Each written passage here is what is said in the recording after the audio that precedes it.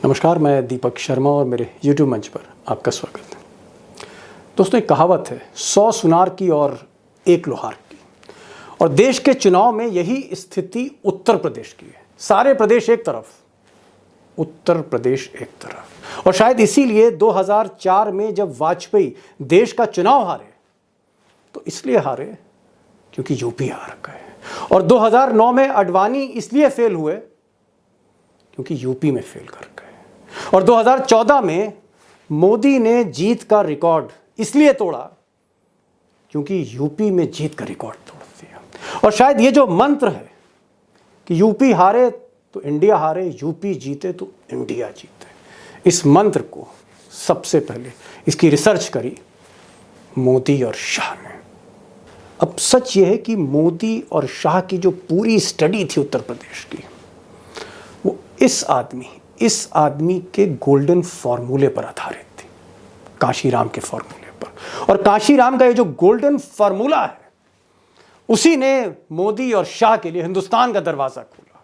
उसी ने मोदी के लिए लाल कालीन बिछा दी दिल्ली दरबार में। और इसी फॉर्मूले का पहली बार यूट्यूब पे आज मैं तफसील से पोस्टमार्टम करने जा रहा हूं। और मैं आपको एक बड़ी खबर यह देने जा रहा हूं कि दिसंबर आते आते यही गोल्डन फॉर्मूला मोदी और शाह पर भारी पड़ने जा रहा है, क्योंकि team India, team Rahul Gandhi एक नई स्क्रिप्ट तैयार कर रही है उत्तर प्रदेश में, जो इसी गोल्डन फॉर्मूले पर आधारित है। और दिसंबर में कुछ ऐसा होने जा रहा है कि उत्तर प्रदेश जो सबसे मजबूत किला है मोदी, शाह और योगी का, हो सकता है वही ढह जाए। अब दोस्तों, कुछ ही देर में इस वीडियो में आपको भाजपा के चाणक्य का वो गोल्डन फॉर्मूला, वो मंत्र जीत का, वो आपके सामने होगा। और मोदी का 2014 से अब तक वो जो खेल है जीत का, वो जो थोक के हिसाब से वो जो यूपी से सीट लेते हैं, वो सारा खेल आपके आंखों के सामने होगा। क्योंकि पहली बार इस गोल्डन फॉर्मूले को भीतर तक और बहुत आसानी के साथ, बहुत सहजता से इसको डिकोड करने जा रहे हैं, ग्राफिक्स की मदद से, फैक्ट्स की मदद से, तथ्यों की मदद से। और मैं आपका ज़्यादा समय नहीं लूँगा, सिर्फ एक रिक्वेस्ट कर रहा हूँ, क्योंकि इसी में मोदी की जीत छुपी हुई है, जिसे वो अमृत कहते हैं। वो अमृत क्या है, वो आज आपको पता लगेगा। और इस गोल्डन फार्मूला पर जो हिंदुस्तान में सबसे गहरी रिसर्च करी है प्रोफेसर रविकांत, वो आपके सामने रूबरू होंगे, आपको समझाएंगे। मैं कोशिश करूंगा सहजता से ग्राफिक के साथ वो हकीकत दिखाने के लिए, जो हकीकत इंडिया को जीत दिला सकती है, जो हकीकत मोदी को हरा सकती है। ज़्यादा समय नहीं लूंगा, सीधे चलते हैं प्रोफेसर रविकांत जी के पास। डॉक्टर साहब, पहला सवाल मेरा ये है कि ये जो फार्मूला आपका है, ये जो इंडिया का फार्मूला है, ये फार्मूला आप बार बार कह रहे हैं कि दीपक जी दिसंबर का इंतजार करिए, दिसंबर का इंतजार करिए। आप दिसंबर का इंतजार क्यों करा रहे हैं? मतलब आपका जो फार्मूला है उत्तर प्रदेश का, ये फार्मूला दिसंबर के बाद वर्केबल क्यों? देखिए दीपक जी, दिसंबर में एक बड़ा घटनाक्रम होने जा रहा है। मैं पूरे विश्वास के साथ कह रहा हूं कि इस इंडिया अलायंस के साथ मायावती आने जा रही, बीएसपी आने जा रही, और उसके बाद ये मायावती को लाएगा कौन? भतीजे से तो संबंध बहुत अच्छे नहीं है। निश्चित रूप से, हालांकि भतीजा स्पेस दे रहा है, लेकिन फिर लाएगा कौन उनको? कौन सी शक्ति है जो मायावती से बात करेगी? देखिए, मायावती को सबसे ज्यादा सम्मान और दुलार करने वाली एक तस्वीर अगर आपको याद हो बेंगलोर की 2019 के लोकसभा चुनाव के पहले की, तो वो है श्रीमती सोनिया गांधी, जो सबसे ज्यादा विनम्र और मायावती जिनकी बात को टाल नहीं सकती। तो उसी 10 जनपद से ही ये तार जुड़ेगा दिल्ली का, और वो जो कांशीराम साहब की पूरी प्रयोगशाला है, उसको अगर कोई अपने जद में और अपने विश्वास में ला सकता है तो वो सोनिया गांधी जी, उनको ही पहल करनी होगी। और वो चूंकि तैयार हैं, मायावती इस बात को देख रही हैं कि घड़ी की सुइयां किधर चल रही हैं, क्या समय आने वाला है, उस वक्त को वो भांप रही हैं। और इसलिए मुझे लगता है कि वो पकड़ेंगी उस भाषा को, उस इजहार को, और वो इंडिया अलायंस के साथ होंगी। बस इंतजार है दिसंबर का। मतलब दिसंबर के बाद चीजें जो हैं वो आप कह सकते हैं पकना शुरू होंगी। मैं अपने दोस्तों से आज बताना चाहूंगा कि डॉक्टर साहब के साथ मैं बहुत से आज सवाल रखने जा रहा हूँ, और ये वो सवाल हैं, आप कह सकते हैं कि मोदी और शाह का जो फॉर्मूला है, जो गोल्डन फॉर्मूला है, उस गोल्डन फॉर्मूला को डॉक्टर साहब के साथ मैं उसको क्रैक करने जा रहा हूं। और मुझे लगता है कि इस गोल्डन फॉर्मूला को अगर हम क्रैक कर रहे हैं, डिकोड कर रहे हैं, हार जीत के परिणाम जहां से निकलेंगे, जहां से मंथन होगा वोटों का, हार जीत का, मेरी सिर्फ एक गुजारिश है, इसको गौर से देखिएगा और मैं पूरी कोशिश करूंगा ग्राफिक्स के साथ आपको आसानी से समझाने का, बहुत सहजता के साथ, कि ये जो जातीय समीकरण है इनका जादू कैसे उतरता है, कैसे चढ़ता है, कैसे बीजेपी जो हाशिए पर रहती है वो मोदी के आने के बाद जब सोशल इंजीनियरिंग होती है, जब जातीय समीकरण पर फोकस होता है, जातियों के नेता तोड़े जाते हैं, जातियों को प्रलोभन दिया जाता है, तो कैसे मोदी जो है वो उत्तर प्रदेश से जीत का सेहरा पहन लेते हैं। जिसको 10 सीट नहीं मिलती वो 80 में से 73 सीट ले लेता है। ये जो 10 से 73 का जंप है कैसे होता है, ये सब आज डॉक्टर साहब बताएंगे, लेकिन मैं कुछ चीजें क्लैरिफाई करना चाहता हूं। और डॉक्टर साहब, जहां आज आपके तो मैं शिष्य हूं, मैं आज एंकर नहीं हूं, क्योंकि जातीय समीकरण को समझना मेरे बस का नहीं है, उसके एक्सपर्ट आप हैं यूपी के। जहां मैं गलती करूं डॉक्टर साहब, वहां मुझे टोक दीजिएगा, क्योंकि दर्शकों को गलत मैसेज नहीं जाना चाहिए। जहां तक मेरा जो मेरे पास आंकड़े हैं, या आंकड़े गलत हो, वहां भी आप डॉक्टर साहब टोक सकते हैं। उत्तर प्रदेश का जो जातीय समीकरण है, वोटों का जो समीकरण है, मैं दर्शकों को बताना चाहूंगा, आप अपनी स्क्रीन पर देख सकते हैं। मुस्लिम 18% है उत्तर प्रदेश में, और ये जो मुस्लिम 18% है, इसकी तुलना हम बाकी स्टेट से नहीं कर रहे, हम सिर्फ यूपी सेंट्रिक बात कर रहे हैं। वो यूपी जिसमें 80 सीटें हैं, जो यूपी हारे वो हारा, जो यूपी जीता वो हिंदुस्तान जीता। 18% मुसलमान है, दलित वोट यहां पर 21.5% है, और ये दोनों आंकड़े बहुत सटीक है क्योंकि इस पे सेंसस होता है। 18% मुस्लिम्स, 21.5% दलित, इसमें जाटव है, नॉन जाटव है, जो हम आगे प्रोफेसर साहब एक्सप्लेन करेंगे। ओबीसी जो वोट है वो 40% है, और ओबीसी का मतलब है इसमें अदर बैकवर्ड भी हैं और मोस्ट बैकवर्ड भी हैं, इसमें पिछड़ा भी है, इसमें अति पिछड़ा भी है, इसमें किसान कृषक जातियां भी हैं, इसमें मजदूर जातियां भी, इसमें राजभर भी है, इसमें मौर्य भी है, इसमें यादव भी है, इसमें जाट भी है, मुझे सारे आंकड़े मैं आपको बताऊंगा। ये 40% सबसे बड़ा चंक है, और इसी चंक पर सेंध मारी मोदी और शाह ने की है। 40% ओबीसी है, और सवर्ण जो है यानी बामन, बनिया, लाला, भूमिहार, ठाकुरी जो सब है, 18 से 19% है। और ये मैं डॉक्टर साहब, अगर मैं आंकड़े गलत अगर आपको कह रहा हूं तो आप मुझे टोके। +-5%, +-5% इसलिए क्योंकि 1931 के सेंसस पे बेस है। कुछ आंकड़े इसमें ताजे हैं मुस्लिम और दलित के, ओबीसी और सवर्ण के जो आंकड़े हैं वो 5 माइनस+ हो सकता है। अब यहां पर एक चीज मैं और कहूंगा दर्शकों से, कि अखिलेश ने जो एक फॉर्मूला दिया है, पीडीए, इंडिया प्लस पीडीए की जो बात कर रहे हैं, पीडीए से उसका मतलब है पिछड़ा, पीडीए से उनका मतलब है दलित, पीडीए से उनका ए का मतलब है मुसलमान, अल्पसंख्यक। यानी जो निशाने पर हैं, जो वोट है वो एक बड़ा वोट है, 60-70% वोट पर निशाना मारा है। इसी पर हम सब बात करेंगे, और ये वो दांव है, ये वो दांव है जो अगर इंडिया ने चला, जैसा कि डॉक्टर साहब कह रहे हैं दिसंबर के बाद, तो फिर आगे क्या होगा मैं दर्शकों पर, दोस्तों पर छोड़ता हूं, आप खुद हिसाब लगाइएगा, आंकड़े देंगे। पहले तो हम 18% की बात कर लें मुस्लिम। डॉक्टर साहब, अगर 18% मुस्लिम है, जो अक्सर स्प्लिट हो जाता है, कहीं हाथी में स्प्लिट होता है, कहीं साइकिल में स्प्लिट होता है, कहीं पंजे पे होता है, कहीं पर ओवैसी ले जाते हैं, कहीं कुछ। अगर इंडिया में आरएलडी भी जुड़ा हुआ है, सपा भी जुड़ी है, कांग्रेस भी जुड़ी है, दिसंबर में मायावती जुड़ जाती हैं, कुछ और नेता जुड़ जाते हैं, ये सारे नेता इंडिया के एक छतरी के नीचे आ गए, मायावती इंक्लूडेड। तो 18% मुसलमान क्या स्प्लिट होगा, या पहली बार एक मुश्त जाएगा टोटल? एक मुश्त, मैं 100 तो नहीं कहूंगा, लेकिन 90+, ये इंडिया के साथ जाएगा, 90+।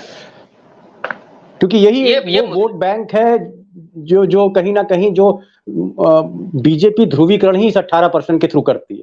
तो ये आपका मानना है 18% पूरा जाएगा, और मुझे लगता है इसमें कोई विवाद नहीं। तो मैं मान लेता हूं कि आप जो कह रहे हैं कि अगर मायावती, अखिलेश, कांग्रेस, आरएलडी, बाकी छोटी पार्टियां ये सब एक साथ आई, तो ये 18% उत्तर प्रदेश में जो मुस्लिम है, टोटल वोट का जो 18% है यूपी में, वो सब का सब डॉक्टर साहब कह रहे हैं 90%+ एक साथ जा रहा है। तो इसको मैं यहीं छोड़ता हूं, आपने जवाब दे दिया। अब मैं आ रहा हूं सेकंड क्वेश्चन। सेकंड क्वेश्चन मेरा है कि ये जो दलित है 21.5%, आप स्क्रीन पर देख सकते हैं 21.5% दलित। इस दलित में तकरीबन डॉक्टर साहब 11% जो है वो जाटव है। गौतम जी ने कहते हैं, गौतम कहते हैं, जाटव कहते हैं, जिस जाति की मायावती है। ये 11% है इस 21.5% में। मुझे लगता है कि ये एक मुश्त कहीं ना कहीं हाथी के साथ जाता है। मायावती का ट्रेडिशनल वोट है काशीराम का। कोई डिस्प्यूट डॉक्टर साहब इसमें?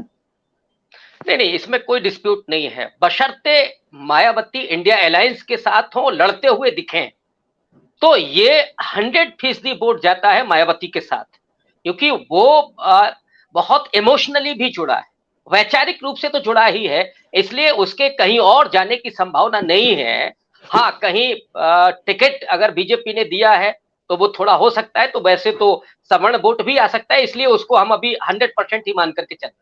आपका ये कहना है कि मायावती अगर ड्राइंग रूम से लड़ रही हैं, मायावती बेमन से लड़ रही हैं, मायावती की जीतने की कोई उम्मीद नहीं है, तो ये जो दलित में से 11% जाटव है, ये बट सकता है, बिखर सकता है।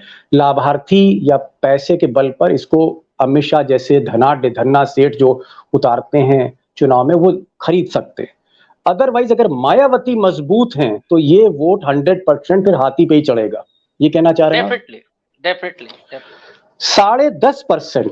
10.5% अब वोट बचा दलित में से, और ये 10.5% में कोरी है, पासी है, धोबी है, वाल्मीकि है, सोनकर है, खरवार है, मुसर है, धानुक, और भी कई जातियां हैं, लेकिन दर्शकों को मैं कुछ खास जातियां जो स्क्रीन पर जितनी आ सकती हैं, मैं दोस्तों से माफी मांगूंगा, सारी जातियां नहीं दिखा सकता, लेकिन जो प्रोमिनेंट हैं आपको एक फेयर आइडिया देने के लिए, और डॉक्टर साहब भी सही तरह से समझा पाए, प्रोफेसर साहब। फिर से मैं रिपीट करता हूं, कोरी है, बुनकर जाति जो है, पासी है, और पासी कहीं ना कहीं वो सपा भाजपा में बटा हुआ है। कोरी जो जाति है, जिसके रामनाथ कोविंद राष्ट्रपति हैं और भी कई बड़े नेता हैं, इस पर भाजपा ने पूरी तरह से सेंधमारी कर रखी है, भाजपा के साथ अब जाने लगा है। ट्रेडिशनली कभी ये मायावती काशीराम का वोट हुआ करता था। फिर धोबी है, ये पहले मायावती जी के साथ जाता था, इस वक्त फ्लोटिंग है।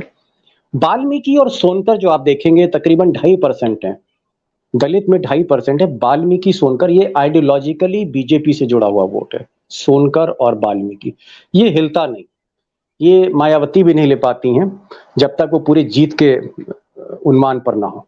फिर खरवार, मुसहर, धानुक जातियां हैं जो फ्लोटिंग जाती हैं। डॉक्टर साहब ये मैंने आपको लिस्ट दे दी। अब ये बताइए कि वाल्मीकि सोनकर तो टूटने वाला नहीं, लेकिन बाकी जो हैं इन 10.5% में कौन कौन टूट सकते हैं? क्या कोरी टूट सकता है? क्या पासी टूट सकता है? क्या धोबी टूट सकता है? और ये खरवार मुसर जातियां क्या ये टूट सकती हैं जो फ्लोटिंग है?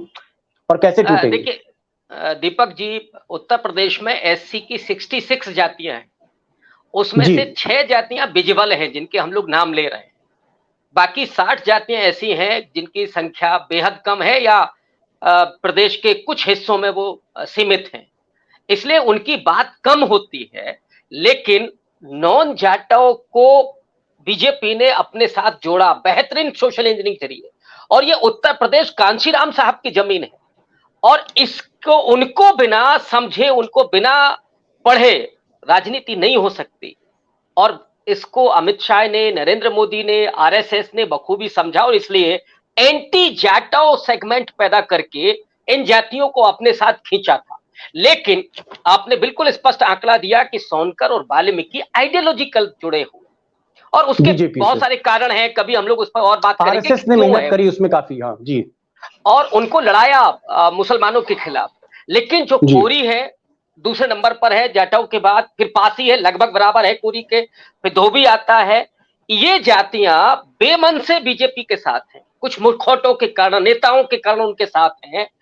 और मायावती जी जब इस इंडिया अलायंस के साथ आएंगी, और कांग्रेस पार्टी में खड़गे साहब, राहुल गांधी, ये जब बनेगा कॉम्बिनेशन, तो आप देखिएगा कि ये जातियां अपने कुछ नेताओं के जरिए ये कोशिश करनी होगी इंडिया अलायंस को कि इन जातियों के नेताओं को वो तवज्जो दें, उनको उभारें, तो इन वोट में बड़े आसानी से सेंधमारी कर सकती है इंडिया अलायंस। एक नेता मैं पासी की बात करूं, पासी शायद 2-2.5% है, कितना होगा पासी वोट जो है? पासी 3 से 3.5%।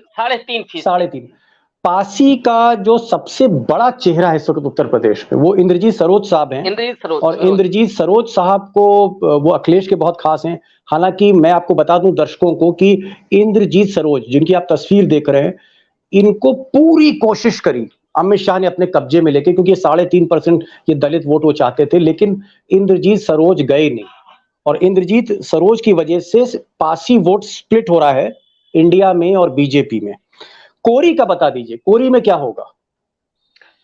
कोरी में देखिए, एक तो रामनाथ कोविंद का चेहरा उन्होंने आगे किया था, कुछ एक दो और छोटे नेता हैं उत्तर प्रदेश में, लेकिन चूंकि और दूसरे राजनीतिक दलों में कोई लीडरशिप नहीं है। कोरी सबसे बड़ा विडंबना तो यही है कि कोरी को अदर पार्टी कोई एड्रेस ही नहीं करती, जबकि बुंदेलखंड में जहां सबसे ज्यादा दलित है 35% करीब करीब उस एरिया में, और वहां कोरी सबसे मजबूत जाति है। बुंदेलखंड से लेकर के आपके प्रतापगढ़ तक, रायबरेली या अमेठी, इस बेल्ट में कोरी बेहद मजबूत है, लेकिन कोई लीडरशिप नहीं होने के कारण वो बीजेपी के साथ जुड़ा हुआ है। कांग्रेस पार्टी अगर ये कोशिश करती है तो डेफिनेटली ये आने के लिए तैयार है। मैं बात खड़गे करता हूं साहब लोगों जैसा से, दलित चेहरा वो मायावती के साथ मिलकर, अगर खड़गे एक तरफ दलित फेस, कांग्रेस के चीफ, नेशनल चीफ, और मायावती ये दोनों एक रथ पर अगर निकलेंगे, एक अलायंस होगी, तो क्या आपको लगता है कोरी टूटेगा भाजपा से? टूट सकता है? डेफिनेटली टूटेगा।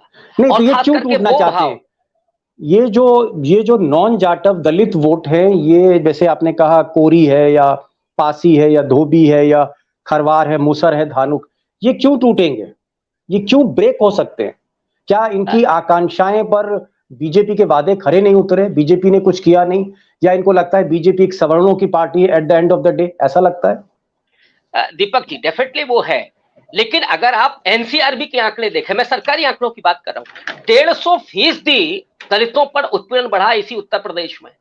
हाथरस की घटना से लेकर 150%, 150% दलित उत्पीड़न की घटनाएं उत्तर प्रदेश में बढ़ी है। हाथरस की बहुत बड़ी घटना थी, महोबा से लेकर के प्रतापगढ़ तक, जहां दलितों की मूंछ काट ली गई, पेशाब पिलाया गया, घोड़ी से उतार दिया गया। ये हालात इसी उत्तर प्रदेश में, तो वो लगातार अपमानित हो रहा है और उनके एस्पिरेशन आपने खत्म कर दिए। दलितों का जो केवल एक उनकी तरक्की का वो माध्यम है, वो है भारत का संविधान और आरक्षण, जिसको लगातार डाइल्यूट किया जा रहा है। आप सरकारी नौकरियां खत्म कि कर दी। अगर इसमें डॉक्टर साहब, अगर ये आप कह रहे हैं वाल्मीकि सोनकर नहीं टूटेगा, चाहे मायावती आ जाए, कोई भी आ जाए, खड़गे आ जाए, लेकिन बाकी जो 10.5% है, इसमें क्या 6-7% जो फ्लोटिंग वोट है वो थोड़ा बहुत इंडिया के पास आ सकता है? 6 से 7%, बिल्कुल ठीक आंकड़ा आप दे रहे हैं, और 6 से 7 आराम से 6% एडिशन हो सकता है। चलिए मैं उसका बाद में हिसाब करूंगा। 6-7% आपने बोला है, मैं उसका बाद में हिसाब करता हूं। अब मैं चाहूंगा दोस्तों से कि एक और स्लाइड देखिए जहां पर पिछड़ा और अति पिछड़ा की बात करें। ये 40% का चंक है, 40% प्लस यूपी में, और यहीं से बीजेपी बढ़त लेती है, यहीं से बीजेपी रिकॉर्ड जीत हासिल करती, यहीं से बीजेपी 60-70 सीटें जीत लेती। ये जो ओबीसी का आंकड़ा है, इसमें मैं ये 2 श्रेणियों में डिवाइड है। पहली श्रेणी में अति पिछड़ा से शुरू कर रहा हूं, फिर मैं पिछड़ा पे आऊंगा। अति पिछड़ा जो है, मोस्ट बैकवर्ड जो है, 15%, यानी 40% में 15% ये अति पिछड़ा है। और अगर आप स्क्रीन पे देखें, राजभर है इसमें, इसमें कश्यप, बिंद, कहार, निषाद, मल्लाह जातियां हैं, तकरीबन 8% है। राजभर 1% प्लस है। फिर चौरसिया है, विश्वकर्मा है, तेली है, नाई है, जोगी है और तमाम है। इसमें आपको क्या लगता है? राजभर तो ओम प्रकाश राजभर को तो मोदी जी ले गए अपने साथ, दारा सिंह चौहान जैसे लोग भी ले गए। ये जो चंक है, ये क्या बीजेपी का चंक है? ये जो 15% ओबीसी है, क्या ये टोटली बीजेपी के साथ आ गई है 2014 के बाद यूपी में? दीपक जी, इसीलिए मैं कह रहा था कि बीजेपी ने कांशीराम साहब की पॉलिटिक्स को अंगीकार किया है, और मानवर साहब ने इन अति पिछड़ी जातियों में सबसे ज्यादा फोकस किया था। और जब वो इनके बीच जाते थे तो कभी अपनी जाति नहीं बताते थे। राजभरों में जाते थे तो राजभर हो जाते थे, बिंद में जाते तो बिंद हो जाते थे। और मैं एक मल्लाह में जाते थे, मल्लाह हो जाते थे। डेफिनेटली, अगर आप एक जरा दे 1 मिनट में, मानवर साहब ने दलितों से कहा कि आप जरा ओबीसी के साथ अपना तालमेल बढ़ाइए, उनके साथ, क्योंकि हम बहुजन हैं और 85% हैं। तो दलितों ने कहा कि साहब हम कैसे उनके साथ तालमेल बिठाएं, क्योंकि जो ओबीसी है वो हमको पीटता है। तो उन्होंने कहा अच्छा ये बताओ कौन ओबीसी पीटता है? साहब जो यादव है, कुर्मी है, जाट है, ये पीटते हैं। तो फिर उन्होंने पूछा कि अच्छा ये बताओ, विश्वकर्मा, नाई, तेली, कुम्हार, निषाद, बिंद, केवट ये पीटता है क्या? कहा नहीं साहब, ये तो नहीं पीटता है। तो उन्होंने कहा तो इसके साथ क्या है कि ये तो हमारे ही जैसा है। तो उन्होंने कहा कि इसके साथ को सफरन का रिश्ता है आपका। ओबीसी की जो मतलब नटशेल में मजबूत आप ये जाति है। कहना चाह रहे हैं डॉक्टर साहब, आप ये कहना चाह रहे हैं कि ये जो जातियां थी जिनका मैंने अभी नाम गिनाया, अति पिछड़ा, जिसमें प्रमुख तौर पे राजभर, कश्यप, बिंद, कहार, निषाद, मल्ला, ये जातियां हैं 8% के आसपास है जो इस वक्त बीजेपी के पास है। राजभर है, फिर चौरसिया, विश्वकर्मा, तेली, नाई, जोगी, ये जातियां हैं। आपका ये कहना है कि इन जातियों को उत्तर प्रदेश में ताकत दी, जमीन दी काशीराम ने। मूलतः ये काशीराम की जातियां, काशीराम हाँ से जी, उभारी गई राशियां, इसीलिए शायद ओम प्रकाश राजभर या संजय निषाद, जितने भी नेता इस वक्त अमित शाह की गोद में बैठे हैं, ये सब काशीराम के चेले हुआ करते थे। ये एम आई राइट सर? वहीं से निकल करके आए, इनकी ट्रेनिंग वहीं हुई है। ये बहुजन का आपको जो पूरा लगता है कॉन्सेप्ट कि वहीं से निकल करके आता है। एक माहौल बनेगा, एक मायावती भी आएंगी, खड़गे भी होंगे, कांग्रेस भी होगी, सपा भी होगी, आरएलडी भी होगी, एक माहौल अगर बनता है तो क्या एंटी इनकम्बेंसी फैक्टर, चाहे वो योगी का हो, मोदी का हो, इनमें से कितने लोग टूट सकते हैं? अगर ये 15% है, आपको लगता है फ्लोटिंग कम से कम इसमें 6% 7% होंगे? क्या ये इसमें 7% आधा टूट सकता है इसमें से? 50%, हाँ 7% मिनिमम 50% टूट सकता है। और ये इसलिए टूट सकता है क्योंकि आज भी वो अपना नेता, अपना एक तरह का भगवान वो कांशीराम को मानता है। आप काशीराम पिछले दिनों आपने सुना होगा कि ओम प्रकाश राजभर बराबर मायावती की बात कर रहे थे। वो कह रहे थे कि बहन जी को अगर लेते हैं तो हम उनके साथ हैं। ये वो भावुकता है आज भी। जैसे ही बीएसपी आएगी मतलब इंडिया आप अलायंस कह के रहे हैं साथ। कि मायावती को अकेले ये लोग नहीं मिल सकते, मायावती जब तक मजबूत नहीं होती तब तक ये साथ नहीं जाएंगे, मायावती के बगैर ये नहीं जाएंगे, फिर ये बीजेपी प्रिफर करेंगे तो चलो भाई सत्ताधारी पार्टी में चले जाओ। लेकिन मायावती आती है, मजबूत कॉम्बिनेशन बनता है, तो ये अति पिछड़ा आधा टूट सकता है। चलिए अब लास्ट सेगमेंट पे बात करते हैं 25% ओबीसी, और ये सबसे डिसाइडिंग फैक्टर है। इसमें जो सबसे बड़ी जाति यूपी में है वो यादव है, यादव के बाद कुर्मी है, फिर मौर्या हैं, जाट हैं, गुर्जर हैं, लोध हैं, और भी कई जातियां हैं। इसमें मैं जो परसेंटेज है, हो सकता है दोस्तों से कहूं कि हो सकता है, क्योंकि सेंसस तो है नहीं, ये जितने भी डाटा या तो पॉलिटिकल पार्टीज का डाटा है या 1931 से पहले का डाटा, तो मैं डेटा में नहीं जाऊंगा। 25% के आसपास डॉक्टर साहब, ठीक है? ये ओबीसी जो है 25%। 25 से 30 अच्छा, 30 तक है ये। 30 तक है, 25 से 30 तक हो सकता है। चलिए -+5 कर लेते हैं। इसमें यादव जो है 80-90% ये अखिलेश के साथ है। कुर्मी जो है वो भी बीजेपी के साथ है। अभी अगर नीतीश कुमार आते हैं तो फिर 6-7% कुर्मी का क्या होगा? अगर नीतीश कुमार, अगर ऐसी खबरें आ रही हैं कि यूपी से लड़ेंगे नीतीश कुमार, इलाहाबाद तब फूलपुर ये से कुर्मी लड़ेंगे। कहां जाएंगे? फिर कुर्मी कुर्मी क्या इंडिया अलायंस स्प्लिट के होगा? साथ स्प्लिट होगा, इंडिया स्प्लिट अलायंस होगा, के साथ जाएगा। इंडिया जा अलायंस सकता के है, साथ जाएगा, यानी पूरी शिद्दत के 5-6% साथ का जाएगा। नुकसान।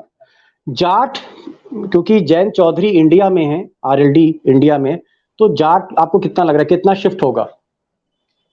जाट मोस्टली शिफ्ट होगा। जो नौजवान जाट है उसको जी, छोड़ करके बाकी शिफ्ट होगा इंडिया अलायंस के साथ। मतलब एक प्रमुख चौधरी चरण सिंह की पार्टी क्योंकि इंडिया में है तो जाट एक शिफ्ट होगा। गुर्जर और लोध बचे हैं, ये प्रोमिनेंट है। आपको क्या लग रहा है? लोध, क्योंकि कल्याण सिंह तो अब रहे नहीं, उमा भारती जो लोध नेता थी वो नाराज है। नाराज है मोदी जी से, तो लोध का बड़ा चेहरा बीजेपी के पास नहीं, तो ये लोध क्या फ्लोटिंग वोट हम कहें इसको, क्या ये टूटेगा डेफिनेटली माहौल देखकर? लोध और गुर्जर फ्लोटिंग है, और जिसका पलड़ा भारी देखेगा उधर जाएगा। और गुर्जर गुर्जर क्या नाराज है नाराज है? बीजेपी से। क्यों गुर्जर नाराज है नाराज है। गुर्जर? आप वाई? वो मिहिर भोज की प्रतिमा को लेकर के जो पश्चिमी उत्तर प्रदेश में आंदोलन किया पूरा गुर्जरों ने, वो नाराज है योगी जी से, भारतीय जनता पार्टी से। तो वो फ्लोटिंग है और उसका झुकाव इंडिया अलायंस के साथ होगा।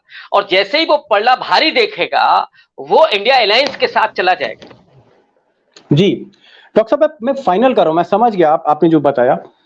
18% मुस्लिम, मुझे करेक्ट करिएगा अगर मैं गलत बोल रहा हूं, 18% मुस्लिम आप कह रहे हैं कि एक चंक, एक मुश्त जाएगा मायावती और सारे फोर्सेस जब मिल जाएंगी। आप कह रहे हैं कि 21.5% जो दलित है ये स्प्लिट होगा, इसमें जो जाटव वोट है वो पूरी तरह शिफ्ट होंगे मायावती के साथ अगर वो इंडिया में आती हैं, और जो नॉन जाटव है उसमें तकरीबन आप कह रहे थे कि आधा हो सकता है। तो ये जो आंकड़ा आ रहा है ये तकरीबन 16-17% आ रहा है, 17%, 17%। और फिर 40% ओबीसी में आप ये कह रहे हैं कि 25% ओबीसी में से 15% शिफ्ट हो सकता है। यादव और जाट के अलावा मौर्य नहीं टूटेगा, आपका कहना था, कुर्मी स्प्लिट हो सकता है, आप ये कह रहे थे अगर नीतीश लड़ते हैं। तो ये भी तकरीबन 25 में 15% है। और अति पिछड़ा जो आप कह रहे हैं, जो काशी राम ने एक तरह से उनको जुटाया था एक छतरी के नीचे, उस 15% में से 50% टूट सकते हैं, 7%। तो ये मैं देख रहा हूं, ये तो आंकड़ा 50-55% से भी ऊपर जा रहा है, 57। इसका मतलब फिर क्या है? इसका मतलब है कि 62 से नीचे उतर करके 26 पर बीजेपी, उल्टा तो फिर होगा।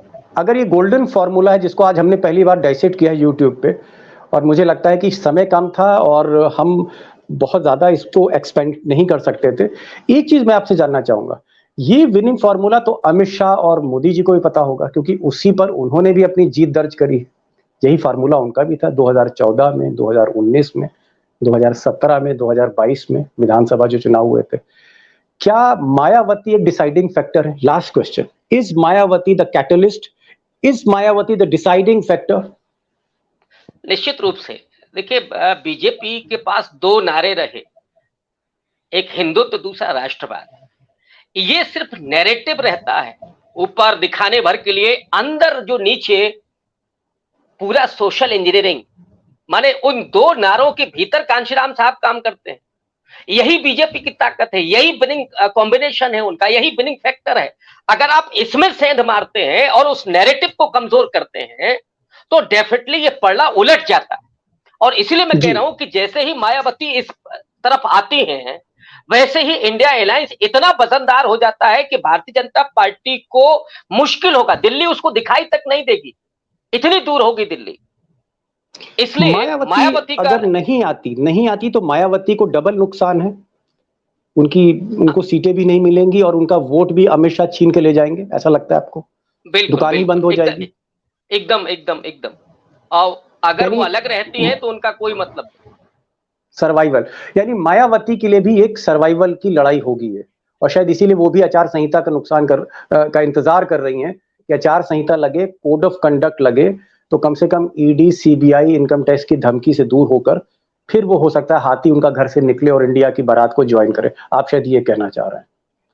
डॉक्टर साहब आप आए, आपने रोशनी डाली, और मैं एक बार फिर से अपने दोस्तों को बताऊंगा कि जो आंकड़े थे डॉक्टर साहब के साथ बातचीत करके, और जो पॉलिटिकल पार्टीज की जो डेटा है, ये थोड़ा बहुत डेटा फ्लक्चुएट कर सकता है, -+5, एकदम एक्यूरेट डेटा इसलिए नहीं है क्योंकि दलित और मुस्लिम के अलावा जो सेंसस है बाकी जातियों का वो उपलब्ध नहीं है, और शायद वही सेंसस चाहते हैं अखिलेश यादव कराना, वही सेंसस चाहते हैं नीतीश कुमार कराना, ये भी एक बड़ा फैक्टर है, मंडल फैक्टर जो है वो रहेगा। डॉक्टर साहब आप आए और आपने समय दिया अपने शेड्यूल टाइम से, so nice of you, thank you so much.